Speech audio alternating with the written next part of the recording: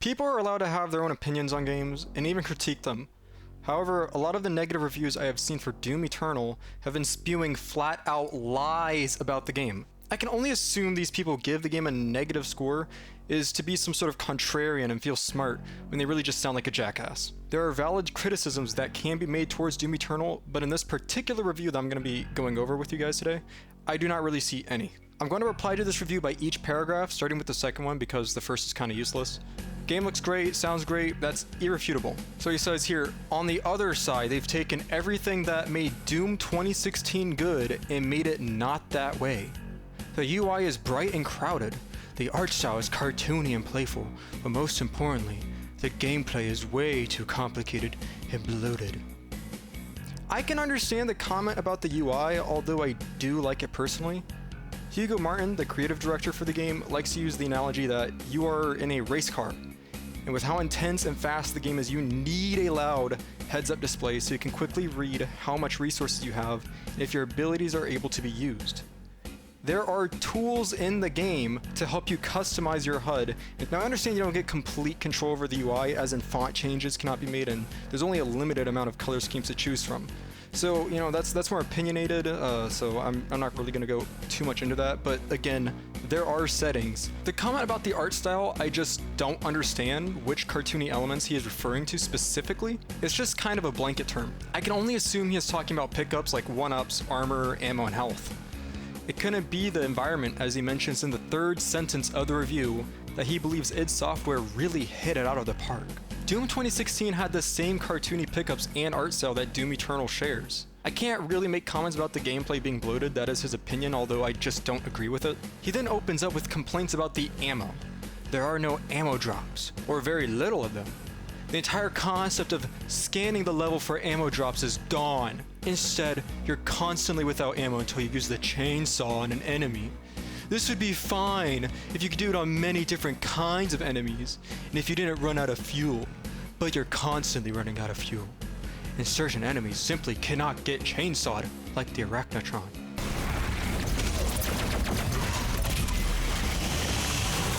Dude, you are lying! Yes, you can chainsaw the Arachnotron! Even though there are less pickups in the arenas, I'm still looking for them and tactically moving around the area during fights, just like in the last game. You also don't run out of ammo for the chainsaw. It actually refills 1 pip every few seconds, so you will almost always be able to use the chainsaw. Whatever, you're getting mad at like some core mechanic you just cannot understand, even though the game tells you how it works. Whatever, let's just move on to the next paragraph. Alright, let's see. This guy says, then you've got the monster weaknesses. On paper, this sounds great. Certain monsters have weaknesses that you can exploit. In practice, it's horrific. The Cacodemon simply won't die without lobbing a grenade at its face. You can unload your entire machine gun or plasma rifle at it and it won't go down. And before you get to the argument of, well, technically, you just need to change your playstyle. Imagine that you have to get a glory kill on a Cacodemon every single time, and the glory kill animation is the same, pulls the eyeballs or stabbing it through the eyeball. I think it's safe to say this guy's main point here is that weak points are necessary to disable before killing a demon, but that's just not true. Yes, shooting a grenade into its mouth will instantly put it in a glory kill state. This is the most efficient way to kill one. You can quick switch between ballista and sniper shot with the heavy cannon. You can use a lock-on rocket burst. You can charge up an arbalest shot. You can use micro missiles. You can use one of both modifications for the chain gun.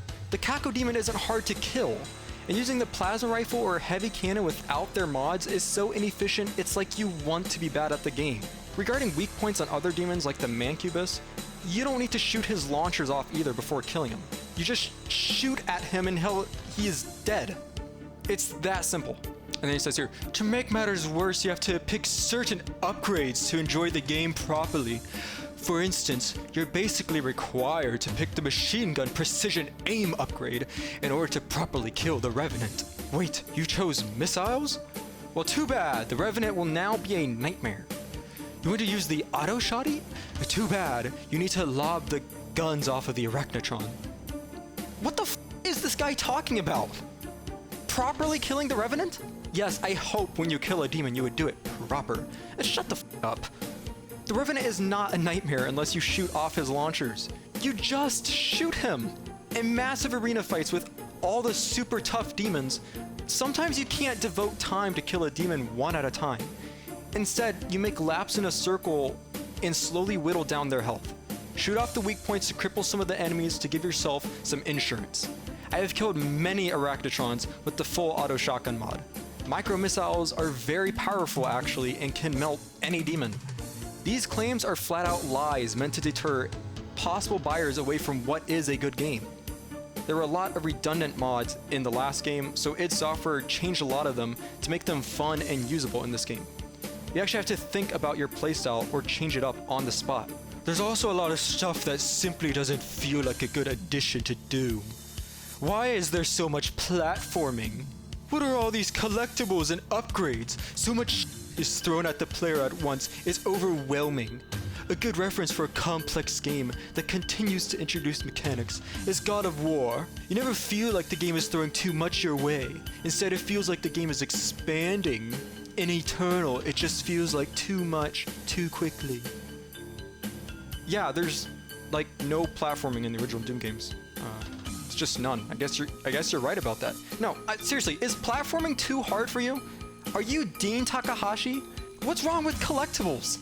They don't deter anything from the experience. I don't really have a problem with that. Could you maybe elaborate more? Now, regarding upgrades, you previously gave praise to the last Doom game, Doom 2016, which has the same upgrade systems in place. You can upgrade your Praetor suit, individual weapon mods, and your maximum capacity for health, armor, and ammo. I don't know which God of War you're referring to. I only played the first three. If you're talking about the original games, then I don't agree that those games are complex. I also don't own a PS4 because 30 frames a second makes me motion sick, so I really can't comment about that.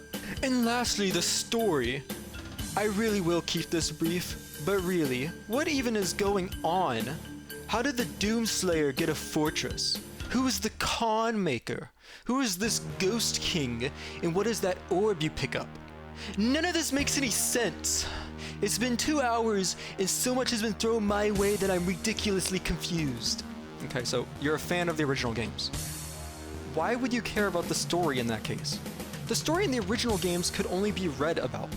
Same goes for Doom Eternal. There are lore pages you can collect. I personally like this way of non-intrusive storytelling. Why should a game force an uninteresting concept onto the player before letting them get immersed and involved beforehand?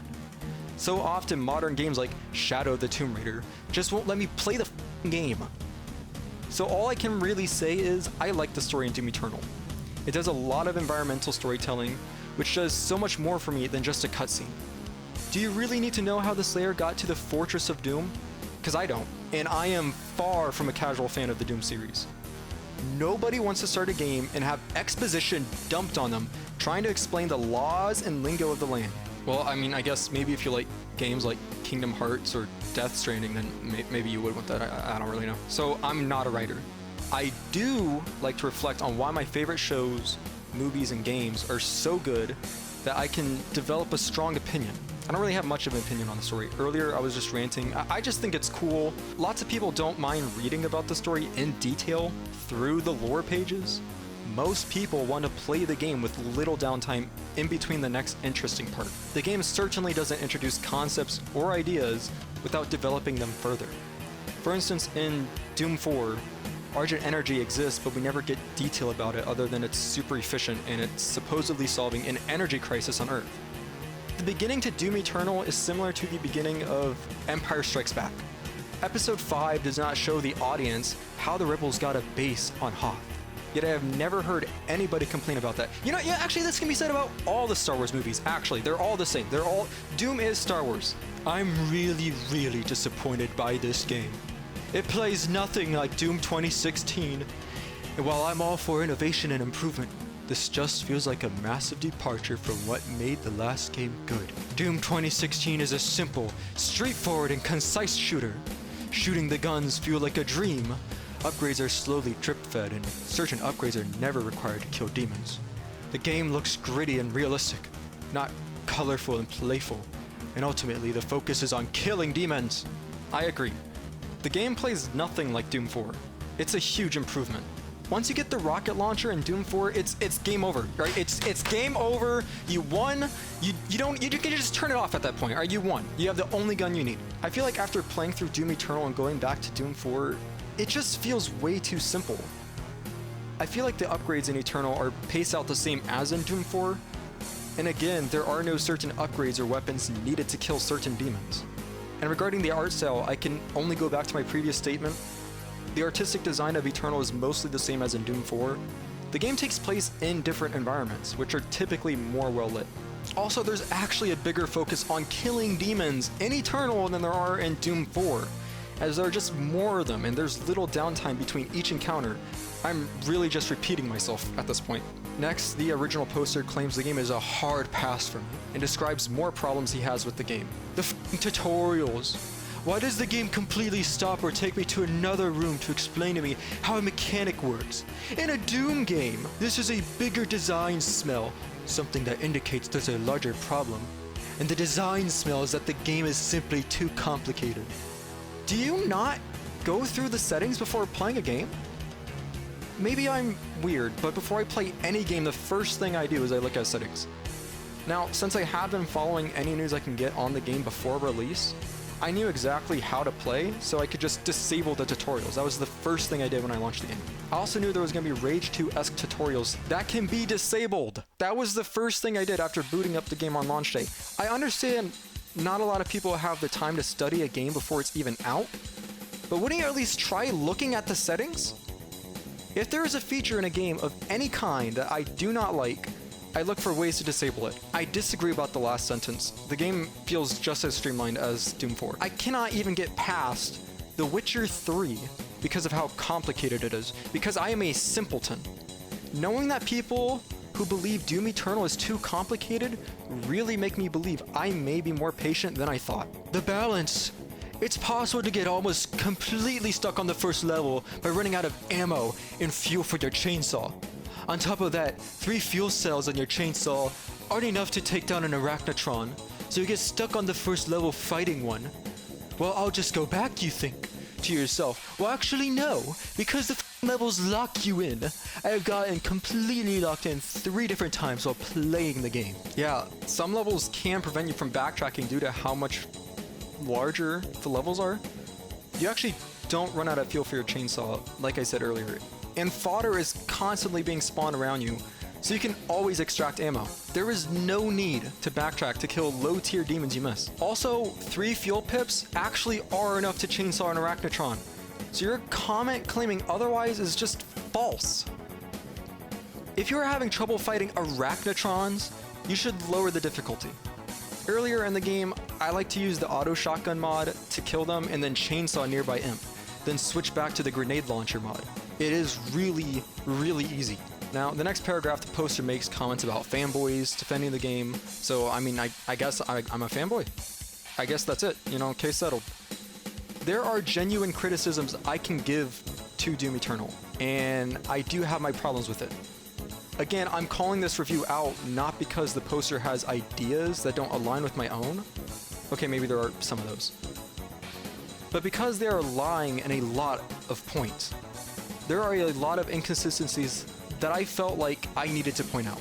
I believe this poster made this review for attention, as he does have several pages worth of comments on the Steam review. He also refunded the game after less than 2 hours, so he really got stuck on the first heavy demon you see in the game and refunded. Either we are dealing with a contrarian or a doom boomer, who in other words is just an old man who should go back to playing baby games. Also, I never said it was a bad game. Yet it is indeed a game that you cannot recommend. It is a hard pass for you, as you say. I really don't have much more to say. I just wanted to give some of my thoughts and call you out on your factual errors. There's a lot of inconsistencies here that are they're false. You're just lying. You're just lying. That's all it is. All right, I don't have anything else to say. I'm gonna go now and work on another video. Goodbye.